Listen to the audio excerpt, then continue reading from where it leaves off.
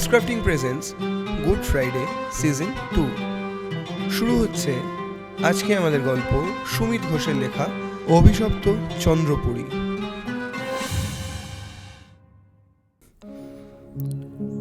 সেদিন সন্ধ্যার আকাশটা যেন অদ্ভুত এক লাল রঙে রাঙানো ছিল। সূর্য ডুবে গেছে অনেকক্ষণ, কিন্তু তার শেষ আলোর আভা আকাশের পশ্চিম কোণে রক্তের মতন লাল হয়ে ছড়িয়ে পড়েছিল। আমি লজের বারান্দায় দাঁড়িয়েছিলাম, হাতে একটা মাটির ভাঁড়ে গরম চায়ের ধোঁয়া উঠছে। চায়ের গন্ধটা নাকে লাগছিল। চিনির মিষ্টির ভাবের সঙ্গে এলাচের একটা হালকা সুগন্ধ। আমি ভাঁড়টা দুহাতে ধরে ঠোঁটের কাছে নিয়ে গেলাম। গরমটা হাতে লাগছিল। বাইরে শরতের শেষের হাওয়া বইছিল হিমেল আর একটু শিরশিরে। আমার গায়ে পরা পাতলা কটনের জামাটা ভেদ করে শরীরটা যেন একটু কেঁপে উঠল। দূরে দিঘির জলটা চিকচিক করছিল। সন্ধ্যার আলোর শেষ প্রতিফলনে যেন হাজারটা তারা জ্বলছে। আর দিঘিটার এক পাশে একটা প্রাচীন বাড়ির আবছা ছায়া দাঁড়িয়েছিল। বাড়ি বলতে যা বোঝায় তা নয়, প্রকাণ্ড একটা রাজপ্রাসাদ, যার দেওয়ালে সময়ের ছাপ পড়ে ফাটল ধরেছে। জানলার কাঠের খড়খড়িগুলো ঝুলে পড়েছে। ওটাই চন্দ্রপুরী। আলো আঁধারির মধ্যে বাড়িটাকে দেখে মনে হচ্ছিল এটা শুধু ইট কাঠের গড়া নয়, যেন একটা জীবন্ত অতীত, যার ভেতরে অনেক রহস্য লুকিয়ে আছে। কিছু অন্ধকার, কিছু অজানা, যা আমাকে ডাকছে। আমার নাম সুজন। পেশায় আমি একজন ফ্রিল্যান্স সাংবাদিক। কলকাতার জীবনটা আমার কাছে একটা একঘেয়ে হয়ে দাঁড়িয়েছিল। সকালে উঠে কফি খেয়ে ল্যাপটপের সামনে বসা, ডেডলাইনের চাপে খবরের পেছনে ছোটা, সম্পাদকের ফোনের অপেক্ষায় থাকা একটা যান্ত্রিক চক্র। সন্ধ্যায় ট্রাফিকের হর্ন আর ধোঁয়ার মাঝে বাড়ি ফেরা। সাংবাদিকতায় ফ্রিল্যান্সার হওয়া মানে এক অনিশ্চয়তার সঙ্গে বাস। আজ কাজ আছে, কাল নেই।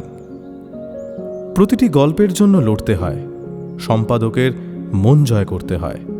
এই চাপ আমাকে ক্লান্ত করে দিয়েছে। গত সপ্তাহে একটা তুচ্ছ রিপোর্ট নিয়ে সম্পাদকের সঙ্গে তর্ক হয়। আমি বলে ফেলি, আমার ছুটি লাগবে। তিনি হেসে বলেন, যাও, তবে কোনো ভালো কন্টেন্ট পেলে নিয়ে এসো কিন্তু। বিগত কয়েকদিনে আমার মাথার ভেতরটা যেন ভারী হয়ে গিয়েছিল। তাই ব্যাগ গুছিয়ে বেরিয়ে পড়ি। কলকাতার একঘেয়ে জীবন থেকে কদিনের মুক্তি মানে ঘরে বসে থাকা নয়। আমি বেরিয়ে পড়ি এমন জায়গায় যেখানে শহরের কোলাহল পৌঁছয় না, যেখানে আমি নিজের সঙ্গে সময় কাটাতে পারি। এই কদিন আমি মোবাইল বন্ধ রাখি। শুধু দিনে একবার বাড়িতে ফোন করি। মেয়ের গলা শুনে মনটা হালকা হয়। জরুরি কিছু না হলে কেউ আমাকে খোঁজে না এই কদিন। তবে এবারের যাত্রাটা অন্যরকম। ছোটবেলা থেকেই আমার একটা শখ ছিল, পুরনো বাড়ি, রহস্যময় জায়গা। আমার দাদামশাই ছিলেন রেল কোম্পানির ইঞ্জিনিয়ার এবং শখের ইতিহাসবিদও বটে। তার ঘরের এক কোণে একটা পুরনো কাঠের টেবিল ছিল, যার ওপর ছড়িয়ে থাকত হলদেটে কাগজের নথি। সেই কাগজগুলোর কালির গন্ধ আজও আমার নাকে লেগে আছে। একদিন, বোধহয় বছরখানেক আগে, আমি সেই রকম নথি ঘাঁটছিলাম। হঠাৎ একটা পাতায় চোখ আটকে গেল। দাদামশাইয়ের হাতের লেখা, অভিশপ্ত চন্দ্রপুরী। দামোদরের তীরে সাদিপুর গ্রামে দাঁড়িয়ে আছে এই বাড়ি। যারাই নাকি এখানে রাত কাটানোর দুঃসাহস দেখিয়েছে, তারা হয় সব অদ্ভুত মারণ অসুখে ভুগেছে, নয়তো জীবন হারিয়েছে। অট্টালিকার পিছনে দিঘির এক পাশে ইটের বাঁধানো একটা সাঁকোর উপরে একটি কালী মন্দির আছে। বছরে একদিন রটন্তী কালী পুজোর রাতে গ্রামের লোকজন এখানে পুজো দিতে আসে। সেই থেকে অট্টালিকাটা আমার মাথায় ঘুরছে। বর্ধমান শহর থেকে ৩০ কিলোমিটার দূরে দামোদরের তীরে এই গ্রামে আমি এসেছি শুধু এই রহস্যের গভীরে যাওয়ার জন্য।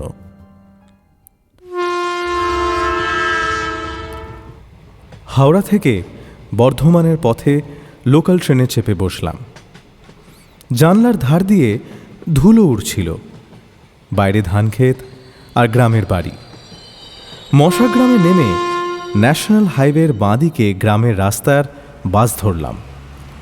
রাস্তাটা পিচের কিন্তু সরু, দুপাশে গাছ আর ঝোপ। 12 কিলোমিটার পর দামোদরের ব্রিজ। সিমেন্টের রেলিং ভাঙা, নিচে নদীর জল কালো আর গভীর। ব্রিজ পেরিয়ে বাঁদিকে নদী বরাবর আরও 10 কিলোমিটার দক্ষিণে যাওয়ার পর সাদিপুরের বাসস্টপে নামলাম। সেখান থেকে পায়ে হাঁটা পথে খালের ওপর একটা ভাঙা ব্রিজ। কাঠের তক্তা ঝুলে আছে। পা দিলে ক্যাঁচ ক্যাঁচ শব্দ হয়। পায়ে হাঁটা ছাড়া শুধু সাইকেল আর বাইক চলে। তার কাছেই মা তারা লজ। ছোট ঘর, টিনের চালে বৃষ্টির দাগ। চারপাশে ধানের ক্ষেত আর শাকসবজির মাঠ। বাতাসে একটা ভেজা মাটির গন্ধ। আমি দাঁড়িয়ে দেখলাম। এই নির্জনতা আমার ভালো লাগে। আপাতত কদিন এটাই আমার আস্তানা। দুপুর দুপুর লজে ঢুকলাম। দরজাটা কাঠের, পুরনো। খুলতেই একটা ক্যাঁচ করে শব্দ হলো। আমাকে একটা ছোট ঘর দেওয়া হলো। একটা লোহার খাট আর ওপরে পাতলা তোশক আর একটা বালিশ। দেওয়ালে হালকা নীল রং, কিন্তু জায়গায় জায়গায় ছেড়ে যাচ্ছে। জানলাটা ছোট, কাঠের ফ্রেমে ভাঙা কাঁচ, বাকিটুকু খবরের কাগজ দিয়ে তাপ্তি দেওয়া। শুধু একটা মরচে পড়া গ্রিল। বাইরে সবুজ ধানক্ষেত দেখা যাচ্ছে। আমি ব্যাগটা খাটে রেখে জানলার কাছে গেলাম। জার্নির ধকল কাটাতে চটপট স্নানটা সেরে ফেললাম।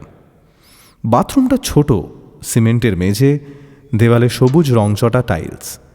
একটা বালতিতে ঠান্ডা জল মগে করে গায়ে ঢাললাম। জলটা বেশ ঠান্ডা। শরীরে যেন কাঁটা দিয়ে উঠল। স্নান সেরে লাঞ্চ করতে বসলাম। ঘড়িতে তখন 3:30 বাজে।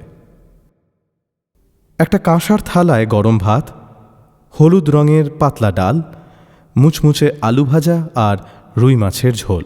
সম্ভবত স্থানীয় পুকুরের মাছ হবে। স্বাদটা অতুলনীয়। কাঁচা লঙ্কা আর গরম মশলার মিশ্রণ। খেতে খেতে লজের মালিক কিশোরবাবুর সঙ্গে আলাপ হলো। মাঝবয়সী মানুষ, গায়ে একটা সাদা শার্ট, মুখে সামান্য কাঁচা পাকা দাড়ি। হালকা কৌতূহলী হাসি ভদ্রলোকের মুখে লেগে থাকে। তার হাতে একটা চায়ের কাপ। গরম ধোঁয়া উঠছে। আমার লজে তো সাধারণত আলু বা বালি কারবারের সাথে যুক্ত ব্যবসায়ীরা ভাড়া নেন, কিন্তু আপনি তো বললেন সাংবাদিক। তা আপনার হঠাৎ এই অজ পাড়াগাঁয়ে এসে ছুটি কাটাতে মন চাইলো যে বড়? বিশেষ কোনো খবরের উদ্দেশ্য? এখানকার চন্দ্রপুরীর কথা শুনেছি। কিছু জানেন ওই অট্টালিকার বিষয়? আমার কথা শুনে তিনি ধপ করে চায়ের কাপটা টেবিলে রাখলেন। তার মুখটা গম্ভীর হয়ে গেল। চোখে একটা যেন আতঙ্কের ছায়া পড়ল। ওই বাড়ির কথা ভুলেও ভাববেন না, আর ভুলেও ওখানে যাবেন না মশাই। যারা গেছে তারা কেউই ঠিকঠাক সুস্থ অবস্থায় ফেরেনি। কেউ ফিরেছে অজ্ঞান হয়ে, কেউ জ্বর আর চোখ উল্টে, কেউ ফেরেইনি। অনেকে বলে রাতে ওখান থেকে কান্নার শব্দ ভেসে আসে, কখনো কখনো আলোর ঝলকানি দেখা যায়। ওর গলায় একটা কাঁপা কাঁপা ভাব, যেন সে নিজেও ভয় পাচ্ছে। আমি চুপ করে শুনলাম। বুকের ভেতর একটা চাপা উত্তেজনা জেগে উঠল, যেন অজানা কিছু আমাকে টানছে। আমি মনে মনে ঠিক করলাম, এখানকার স্থানীয়দের সঙ্গে কথা বলে চন্দ্রপুরীর ব্যাপারে আরও বিশদ জানতে হবে।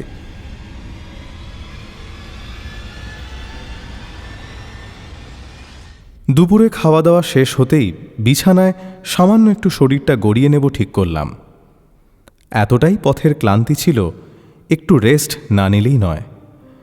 বালিশে আর হয়ে শুয়ে দাদামশায়ের পুঁথিটা আরও একবার পড়তে লাগলাম।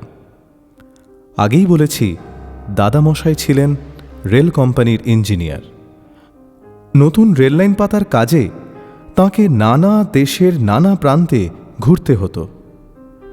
সেই সুযোগে অচেনা গ্রাম, অজানা শহরের মাটি ছুঁয়ে তিনি জেনেছিলেন তাদের জনজীবন, ইতিহাস আর লোককথার গভীরতা।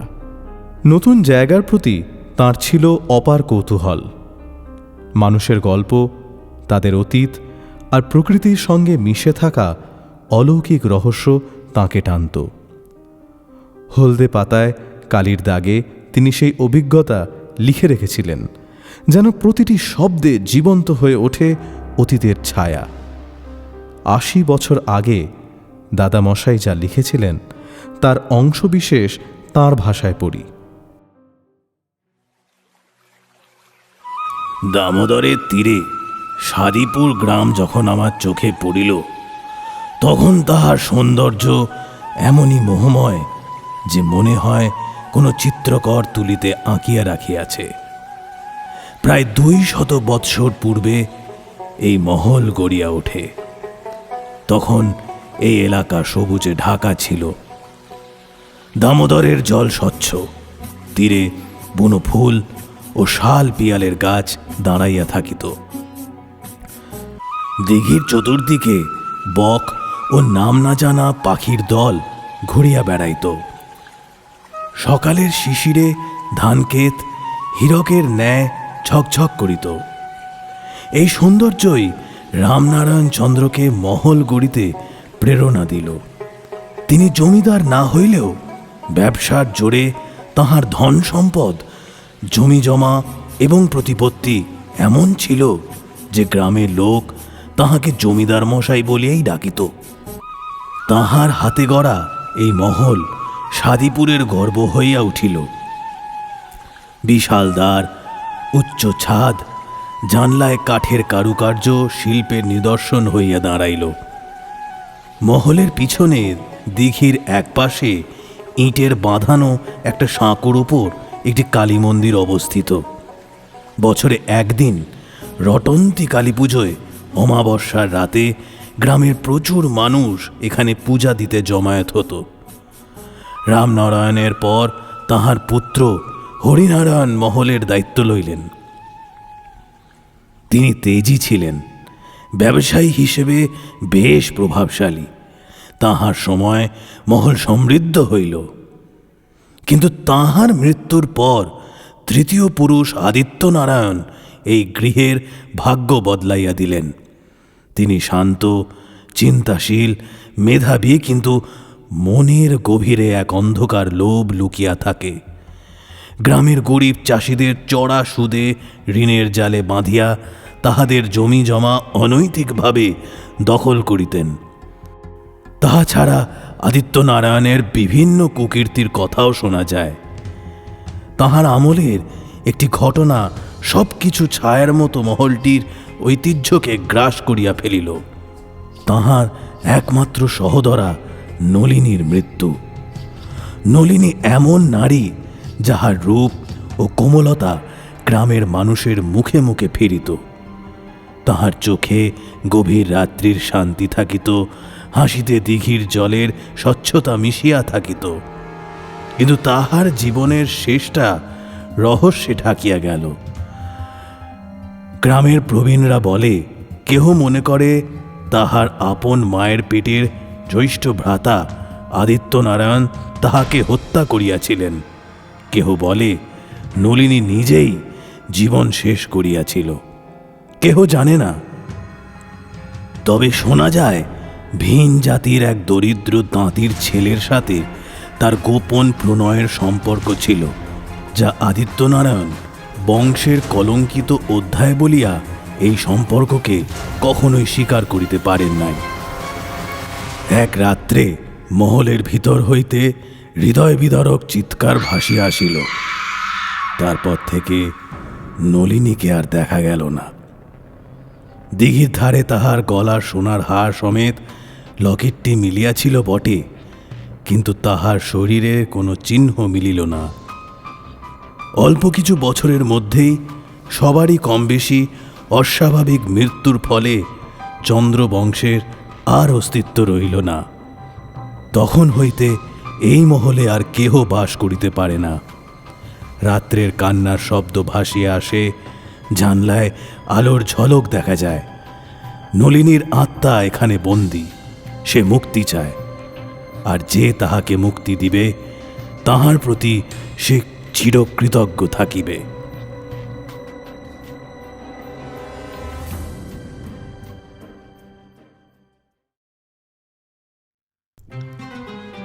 শুনছিলেন আজকের গল্প অভিশপ্ত চন্দ্রপুরীর প্রথম পর্ব, দাদামশায়ের পুঁথি। গল্পের লেখক সুমিত ঘোষ, গল্পের পরিচালনায় অমিতেশ চ্যাটার্জি, গল্প পাঠে সুজন, দাদামশাই ও কিশোরবাবুর চরিত্রে দেবাদিত্য মুখোপাধ্যায়, সম্পাদকের ভূমিকায় Srijit Ghosh, sound oh graphics ডিজাইনে অমিতেশ চ্যাটার্জি। গল্পের পরবর্তী অংশ আসছে আগামী শুক্রবার, তাই শুনতে হলে অবশ্যই চোখ রাখুন এবং সাবস্ক্রাইব করুন আমাদের চ্যানেল গুড ফ্রাইডে।